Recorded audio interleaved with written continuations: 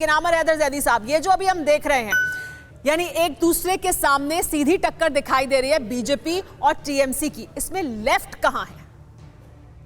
आप तो कहीं दिख ही नहीं रहे।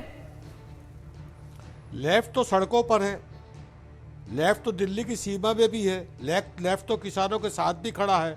लेकिन अमित मालवीय के झूठे प्रोपेगेंडे का पर्दाफाश करने के बजाय आप उसका गुणगान कर रही है। मुझे बस इसका अफसोस है। काश आप अमित मालवीय जैसे झूठे इंसान की पूरी झूठ का फुलंदा सामने रखती। मेरा सवाल तो यह है कि नंदीग्राम और संगरूर में किसानों के नाम पर मगरमच्छ के आंसू, आप जो कहना चाहते हैं अमित मालवीय को कहिए। हम अमित मालवीय को क्या जिम्मेदारी सौंपी गई है ये बता रहे हैं। अब आपको जो कहना है, आपसे मैंने सीधा पूछा, आपको क्या वो सवाल ज्यादा चुभता हुआ लगा कि मैंने पूछा कि लेफ्ट की जमीन साफ हो चुकी है पश्चिम बंगाल में, जो आपका गढ़ होता था, उस पर आपने जवाब नहीं दिया।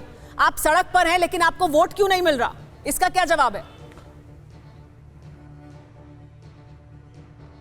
इसका जवाब ही तो दे रहा हूं। बताइए क्यों नहीं मिल रहा आपको? जवाब दे रहा हूं। नंदीग्राम और संगरूर में किसानों के लिए मगरमच्छ के आंसू बहाने वाली बीजेपी आज किसानों के लिए कहना चाहिए कुछ करने को तैयार नहीं है। उनकी जमीन उद्योगपतियों को लीज पर देने के लिए तैयार है।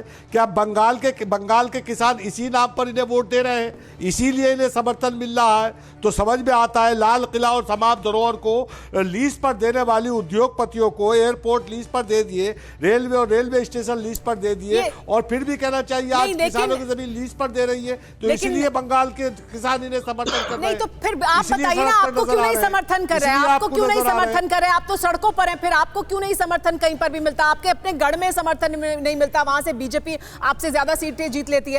परवाह देश की, सोमवार से शुक्रवार रात 10 बजे TV9 भारतवर्ष पर।